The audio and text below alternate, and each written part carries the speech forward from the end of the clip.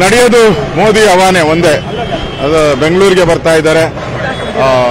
ಬೆಂಗಳೂರಿನ ಜನ ಅವ್ರನ್ನ ಬಹಳ ಹತ್ತಿರದಿಂದ ನೋಡುವಂತ ಅವಕಾಶ ಸಿಗ್ತಾ ಇದೆ.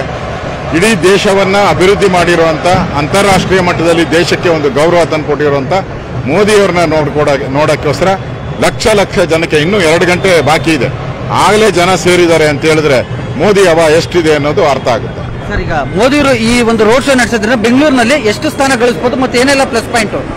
100% ಮೋರ್ ದೆನ್ ಒಂದು 7-8 ಸೀಟ್ಗಳು ಏನ್ ನಾವು ಗೆಲ್ತಿರೋ ಅದಕ್ಕಿಂತ ಜಾಸ್ತಿ ಸೀಟ್ಗಳು ಏನಾನ ಗೆಲ್ತೆ ಅಂದ್ರೆ ಅದು ಮೋದಿ ಅವರಿಂದ ಮಾತ್ರ ಗೆಲ್ಲಕ್ ಸಾಧ್ಯ. ಅದು ಮೋದಿ ಅವರು ನಮ್ಮ ಸ್ಟಾರ್ ಕ್ಯಾಂಪೇನರ್. ಅವರು ಬರೋದ್ರಿಂದ ಎಲ್ಲ ಕಡೆನೂ ಮೋದಿಯ ಒಂದು ವರ್ಚಸ್ ಇರೋದ್ರಿಂದ ನ್ಯಾಚುರಲ್ ಆಗಿ ಜನ ನಂಬಿಕೆ, ಯಾರಾದ್ರೂ ಈ ದೇಶದಲ್ಲಿ ನಂಬುವಂತ ವ್ಯಕ್ತಿ ಜನಗಳಿಗೆ ಅದಿದ್ರೆ ಅದು ಮೋದಿನೇ. ಅದಕ್ಕೋಸ್ಕರ ಮೋದಿಗೆ ಏನ್ ಹೇಳ್ತಾರೋ ಆ ರೀತಿ ಜನ ನಮಗೆ ಬೆಂಬಲವನ್ನ ಕೊಡ್ತಾರೆ. ವಿರೋಧ ಪಕ್ಷಗಳು ಟೀಕೆ ಮಾಡ್ತಾ ಇದ್ದಾರೆ, ಅಂದ್ರೆ ಈ ಚುನಾವಣೆ ಎದುರಿಸಕ್ಕೆ ಮೋದಿ ಮತ್ತೆ ಅಮಿತ್ ಶಾನೇ ಬರ್ಬೇಕಾಯ್ತು, ಸ್ಟೇಟ್ ಅಲ್ಲಿ ಕೇಪಬಲ್ ಇರೋ ನಾಯಕರು ಯಾರು ಇಲ್ವಾ ಅಂತ. ಅವ್ರಿಗೆ ಮೋದಿನ ಕಂಡ್ರೆ ಭಯ. ಮೋದಿ ಬಿಜೆಪಿ ಲೀಡರ್, ಬಿಜೆಪಿಗೋಸ್ಕರ ಕೆಲಸ ಮಾಡ್ತಾರೆ. ನಾನೊಬ್ಬ ಪಾರ್ಟಿ ವರ್ಕರ್ ಅಂತ ಹೇಳಿದ್ದಾರೆ. ಮೋದಿ ಬಂದ್ರೆ ಇವ್ರಿಗೆ ಯಾಕೆ ಭಯ?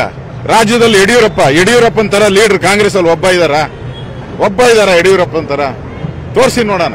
ಬೊಮ್ಮಾಯಿ ತರ ಯಾರನ್ನ ಮುಖ್ಯಮಂತ್ರಿಗಳಾಗಿ ಒಂದೇ ಒಂದು ಕರಪ್ಷನ್ ಕೇಸ್ ಇಲ್ಲ. ಸಿದ್ದರಾಮಯ್ಯನವ್ರ ಮೇಲೆ 65 ಕರಪ್ಷನ್ ಕೇಸಸ್. ಅದರಿಂದ ಅವ್ರಿಗೆ ಲೀಡರ್ಗಳಿಲ್ಲ, ಕರ್ನಾಟಕದಲ್ಲೂ ಲೀಡರ್ ಇಲ್ಲ, ದೇಶದಲ್ಲೂ ಲೀಡರ್ ಇಲ್ಲ. ಅದಕ್ಕೆ ಬಾಯ್ ಬಿಡ್ಕಂತಾರೆ. ಮೋದಿ ಬಂದ್ರೆ ಸೋತೋತಾರೆ ಅಂತ ಭಯ ಅಷ್ಟೇ. ಈಗ ರಾಹುಲ್ ಗಾಂಧಿ ಅವರು ಕೂಡ 40% ಕಮಿಷನ್ ಬಗ್ಗೆನೇ ಪ್ರಸ್ತಾಪ ಮಾಡ್ತಾರೆ ಸರ್.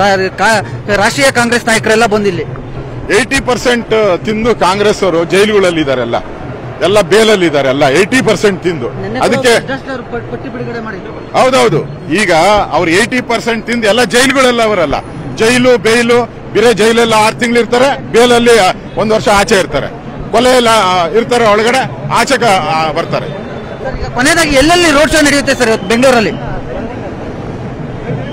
ಬೆಂಗಳೂರು ಪೂರ್ತಿ ಎಲ್ಲ ಕಡೆನೂ ಆಲ್ಮೋಸ್ಟ್ ಆಲ್ ಎಲ್ಲ ಕಡೆನೂ ರೋಡ್ ಶೋ ನಡೆಯುತ್ತೆ ಫಸ್ಟ್ ಕ್ಲಾಸ್.